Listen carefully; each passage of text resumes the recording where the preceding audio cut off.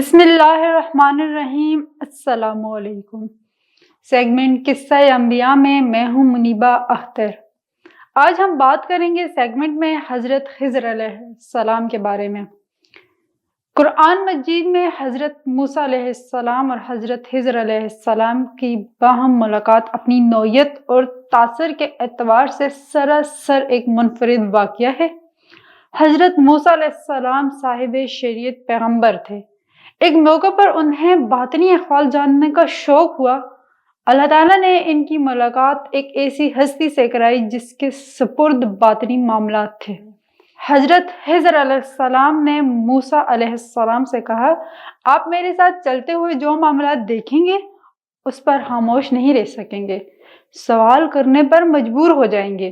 حضرت موسیٰ علیہ السلام نے خاموش رہنے کا وعدہ کیا، لیکن جب انہوں نے پے در پے 3 عجیب و غریب واقعات اپنی آنکھوں سے دیکھے تو ہر بار وہ سکوت توڑنے پر مجبور ہو گئے۔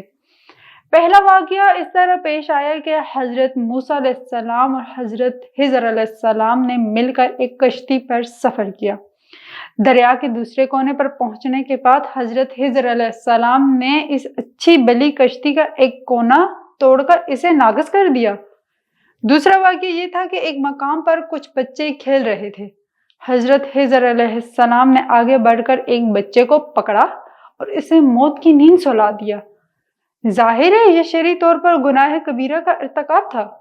تیسرا واقعہ یہ تھا کہ حضرت موسیٰ علیہ السلام اور حضرت خضر علیہ السلام ایک بستی کے مکینوں سے کھانا طلب کیا تو کسی نے بھی اس سوال کا جواب نہ دیا۔ اچانک ایک شکستہ دیوار دکھائی دی جو معمولی سے دھکے سے گر سکتی تھی۔ حضرت خضر علیہ السلام نے حضرت موسیٰ علیہ السلام سے کہا، آئیں ہم اس دیوار کو تعمیر کر دیں۔ چنانچہ دونوں صحابہ نے وہ دیوار از سر نو کھڑی کر کے دی۔ حضرت موسیٰ علیہ السلام کے لیے یہ تیسرا واقعہ بھی بہت انوکھا تھا۔ ضبط نہ کر سکے اور اس کا مفہوم پوچھنے پر مجبور ہو گئے۔ اس کے بعد حضرت خضر علیہ السلام نے حضرت موسیٰ علیہ السلام سے کہا، اب آپ مزید میرے ساتھ نہیں چل سکتے، البتہ جدا ہونے سے پہلے میں ان واقعات کا پس منظر واضح کر دیتا ہوں۔ وہ کشتی جن لوگوں کی تھی وہ اس کے ذریعے مسافروں کو دریا کے آر پار لے جا کر مزدوری حاصل کرتے تھے۔ یہ ان کی کمائی کا واحد ذریعہ تھی۔ کشتی بہت اچھی حالت میں تھی۔ دریا کے پار ایک ظالم بادشاہ کی حکومت تھی۔ وہ ان غریب لوگوں سے یہ کشتی چھین لیتا، میں نے اسے ناقص کر دیا تاکہ وہ کسی حکومت کارندے کی نظر میں نہ آئے، اسے ناکارہ سمجھتے ہوئے نظر انداز کر دیں، اور دوسری جگہ جس بچے کو ٹھکانے لگا دیا اس کا پس منظر یہ ہے کہ وہ بچہ بڑا ہو کر اپنے نیک والدین کی رسوائی کا باعث بنتا۔